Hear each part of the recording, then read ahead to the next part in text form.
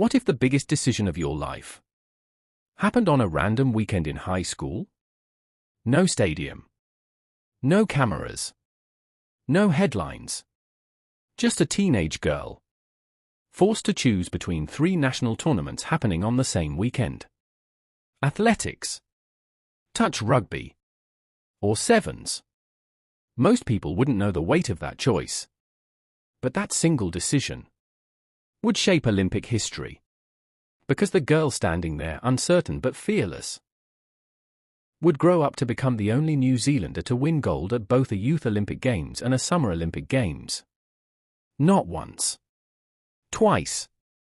This is the story of Risi Pouri-Lane, a small-town athlete who didn't just chase greatness. She chose it. Welcome to Happy Rise G World, where stories rise and legends are built. Risi Pouri-Lane was born on the 28th of May, 2000 in Auburn, Sydney, Australia. Her parents, Lilofi and Kevin, were New Zealanders, and when Risi was just 3 years old, the family returned home, settling in Motueka. Motueka isn't Auckland. It isn't Wellington. It's small, quiet, grounded. And sometimes, greatness grows best where no one is watching. Risi was not raised with the spotlight. She was raised with discipline. At just 5 years old, she began judo. Judo is not glamorous. There's no roaring crowd. No team to hide behind.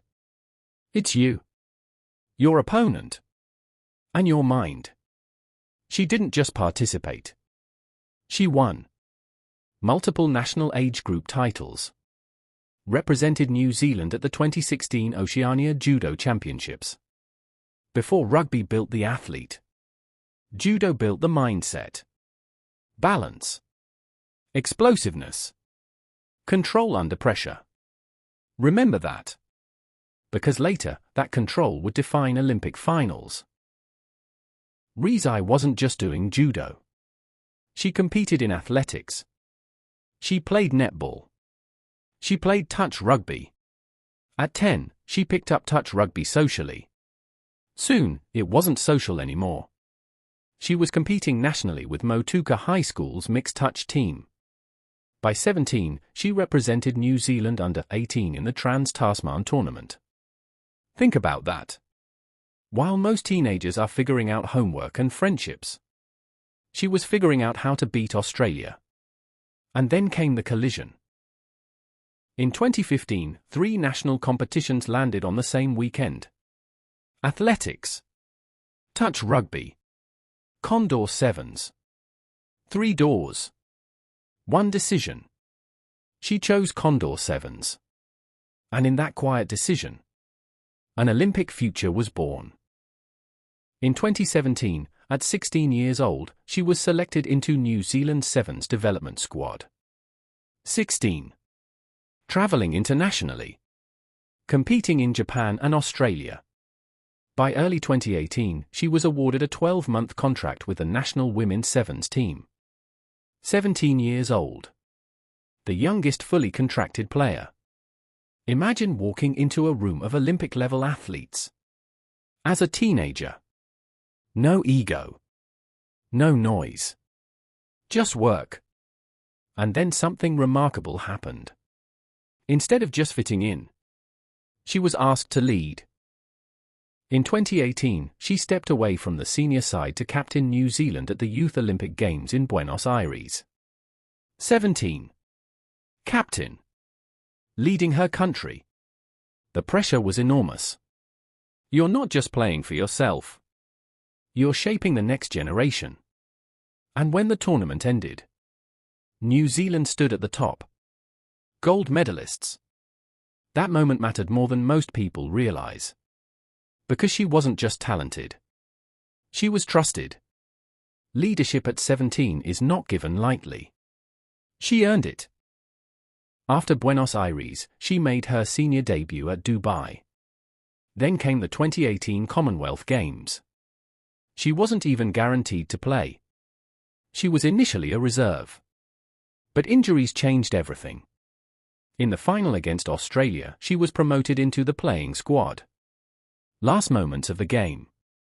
High pressure. Massive rivalry. New Zealand won gold. From reserve to champion. That's the story of opportunity meeting preparation. The 2020 Summer Olympics. The pinnacle of sport. Tokyo was different. Global uncertainty. Pandemic conditions. Isolation. But when it mattered most, the Black Ferns Sevens delivered. Gold. Risi Pouri-Lane, Olympic champion. But here's something powerful. After returning home, she spent 14 days in managed isolation before seeing her family. No instant celebration. Just quiet sacrifice. Greatness is often lonely before it's loud. Fast forward. In the 2023-24 SVNS season, Captain Sarah Hirini suffered a serious ACL injury. The team needed a leader. Risi stepped up. She led the Black Ferns through the rest of the season. 43 matches. 15 tries. League title winners. That's not hype. That's consistency. But history wasn't finished with her. June 2024. She was selected for the 2024 Summer Olympics. Co-captain. Shared leadership. Shared responsibility. The final, New Zealand versus Canada. 19-12. Gold. Again. And in that moment, something historic happened. She became the only New Zealander to win gold at both a Youth Olympics and a Summer Olympics. Let that sink in. Not one generation. 2. Risi is of Samoan and Maori descent. She affiliates with Ngati Kuya, Ngati Koata, and Ngāi Tahu Iwi. Every time she runs onto the field, she carries more than a jersey. She carries heritage. Representation matters. And young girls across New Zealand now see what is possible. In May 2025, she made her Test debut for the Black Ferns 15s. Sevens royalty. Now building a new legacy in 15s. Different pace. Different physicality. Same composure. Evolution never stops. Think back to that weekend in 2015. 3 tournaments. 1 choice. What if she had chosen differently? No Youth Olympic gold. No double Olympic history. No immortal legacy. Sometimes, destiny doesn't shout. It whispers. And only the brave listen. If this story moved you, comment below. Was that 2015 decision the most important moment of her career? And if you believe stories like this deserve to be told with depth, flow, and truth, subscribe to Happy Rise G World. Because here, we don't just tell stories. We build legends.